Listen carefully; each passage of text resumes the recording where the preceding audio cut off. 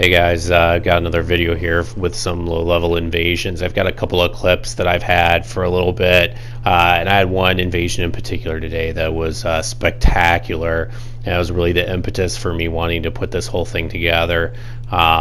You can see here I'm invading in the Farron Swamp here right outside the Abyss Watchers. I don't usually like to invade here just because you end up getting a lot of hosts that are just making a go at the Abyss Watcher boss, and you just end up chasing him toward the boss fog, and it's not very fun. But in this particular case, I had a bit of fun, and they were cool. They didn't just come, attack me straight away, and I didn't do the same thing. So I tried dropping some embers for the host, but he didn't even see them. And I know if I would have tried to point down, he would have misinterpreted it. So I didn't even bother.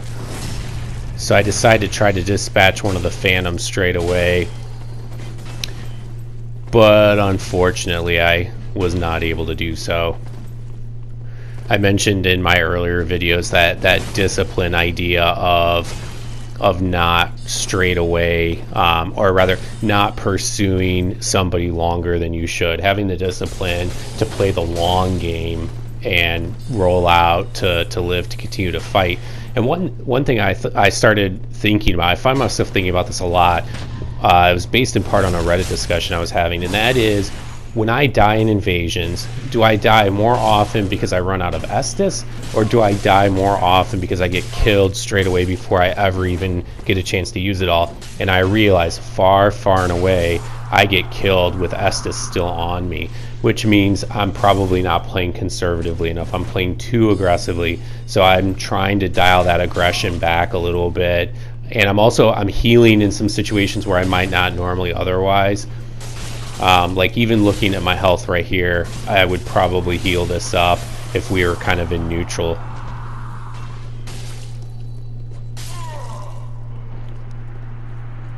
And he just makes a rookie mistake. They're not realizing that move is not a good move to use right in somebody's face when they've got a quick, fast weapon, that charge attack. Not to mention the fact that it can be easily parried. I find having a mix of enemies where a couple of them have quick, fast weapons, and then you've got another one that's got a slow, heavy damaging weapon, can be a very difficult combo to deal with because you get stun locked by the quick, spammy weapon, and then the other player comes in over the top when you're stun locked and leverages that stun lock for big damage. In fact, I had a guy that invaded me the other day and absolutely tore me apart. He had S-Stock with offhanded Yorms, and it was just a devastating combo. He'd poke me with the S-Stock and then leverage the stun lock into an R1. I guess it would technically been an L1 because it was in his offhand. And I found that on occasion I could roll out from Yorm, so it wasn't a true combo, but it was so close to being a true combo. I left this little bit in here of this fight because something really weird happened. I'm not sure if anyone can identify it. I hit this guy with Undead Hunter Charms, and he just ignores it and gets up and starts drinking Estus. Like, I don't really understand what happened. I don't know if it's because maybe he has to move out of it for it to take effect, in which case that was really smart on his part, and I'm maybe going to learn something here, because he does it again right here.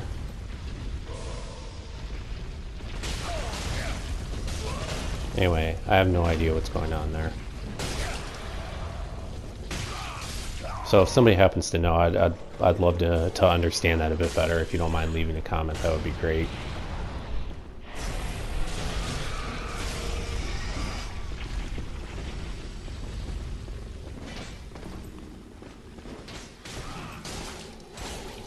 Some bad rolls on my part there, and I get caught out by the Sun Pro. This is ridiculous, man. 2 R1s and I finish him off. That 15 Vig meta.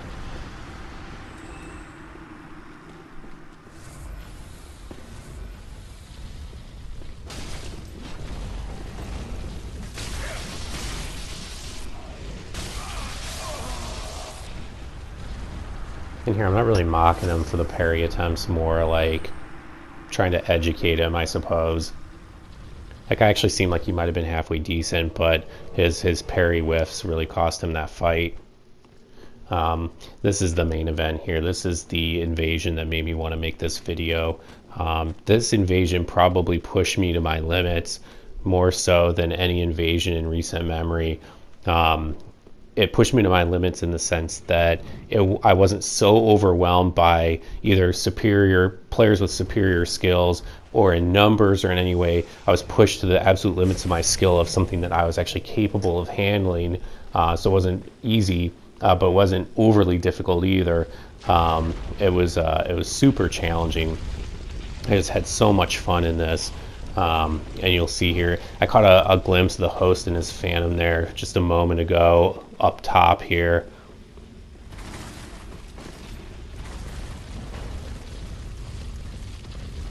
And I know after the section here, there's really not much in the way of enemies in the environment for me to use. So I'm kind of trying to do what I can here before we get into the next batch of enemies.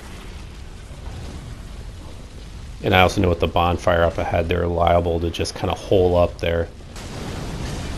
And suddenly I see this other Sunbro show up. I didn't even realize that there was another Sunbro around. So now I kind of have to hightail it out of here, especially with one of them with that fire surge spam, and then somebody else with a really heavy weapon, and then a two-handed straight sword. That's a really bad combo to try to face off against. I didn't actually realize at this point, but I was wearing the obscuring ring. I actually thought I had the hornet ring on, but I must have left it on from a previous invasion. Which actually probably works in my favor. They probably don't see me here.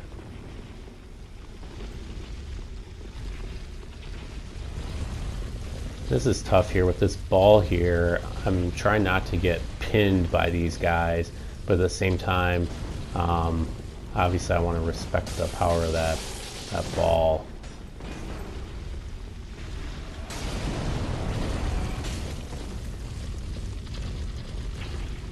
I'm not sure what the deal with that thing is. Even if I roll through it, I seem to take damage.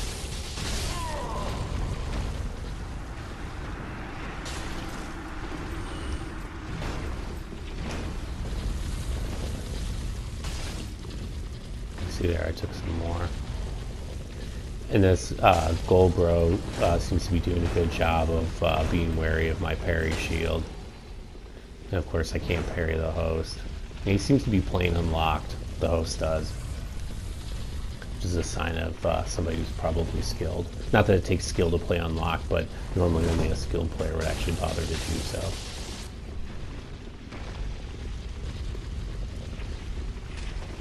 So given that we're kind of at a stalemate here, I decided to bust out the Avalon.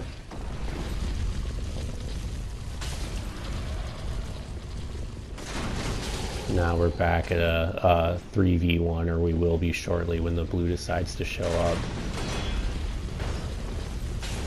And one thing I don't do very well sometimes is if there's a blue inbound, I don't do a good job of kind of setting a mental reminder to keep looking around me every few seconds and make sure that they don't sneak up behind me. And that has definitely happened to me on more than one occasion.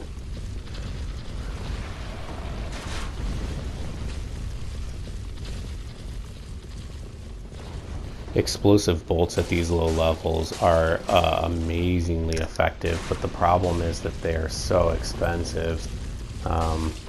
It costs a lot of souls to use them. I mean, I think each explosive bolt is, I think, about 600 souls, and each time you pull the trigger on the Avalon, you fire 3 of them. So you do the math, that's 1,800 souls every time you pull the trigger. So keeping this thing loaded at low levels can be pretty challenging. Now obviously, in this particular character, to even be able to buy Avalon explosive bolts or crossbow explosive bolts, you have to play through to almost the end of the game. You have to play in the Grand Archives and finish Grey Rat's questline. So I could go in later game parts of the game and acquire more souls, but most of the time I spend evading these low levels, so I'm not getting a lot of souls off these guys.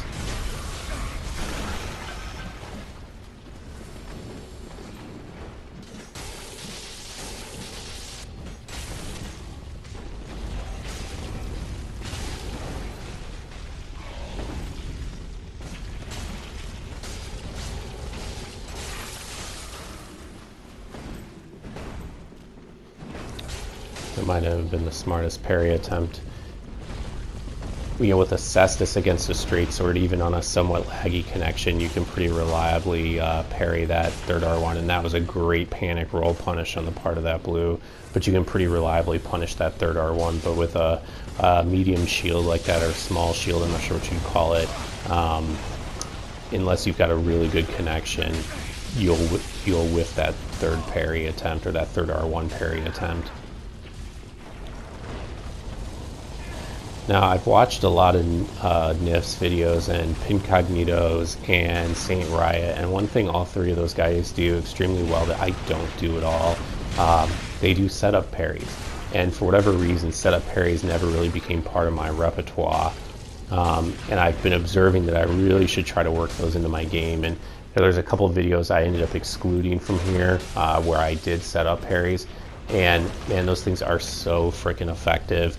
They're almost guaranteed parries because so many players just reflexively press R1 multiple times when you're in range.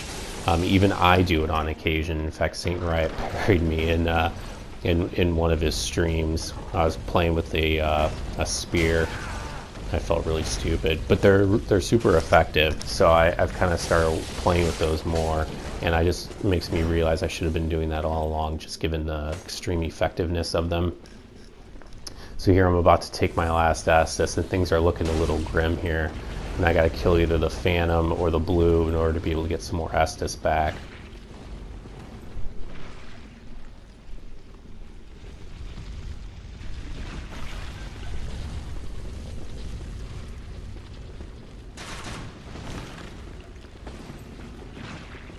So I'm kind of just trying to kite them through the enemies here, hoping to just keep whittling at their health. I also noticed that the host seems to have done a pretty good job with his build, in that when I hit him, I'm really not doing much damage to him.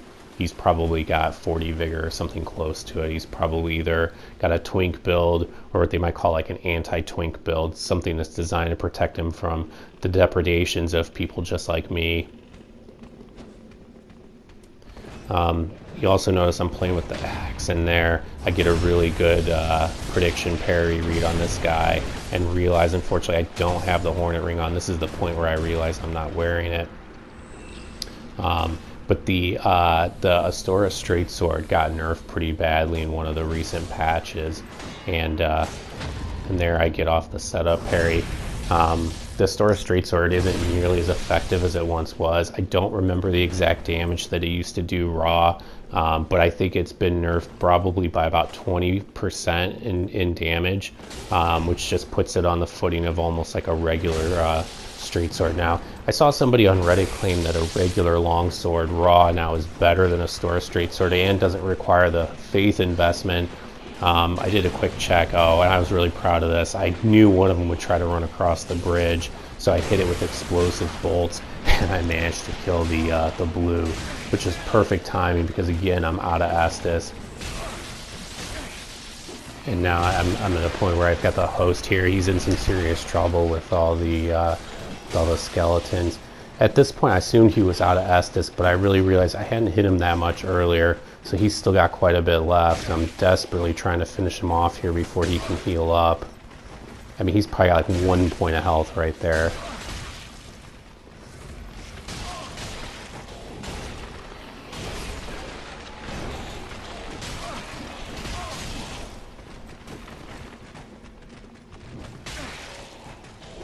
This is so frustrating as this is happening, because I'm watching him get away from all the skeletons, which is, at that point, I was kind of thinking my only hope of killing this host.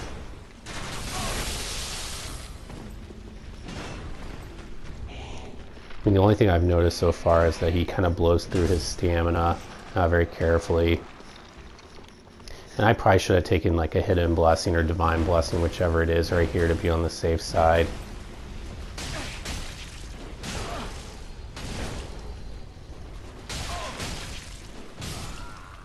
Man, if he would have hit me that one more time, that would have probably been it. Like, that was about as close as an invasion can possibly come. Well, I hope you guys enjoyed that invasion as much as I did, and I hope you enjoyed the content. Thanks for checking in.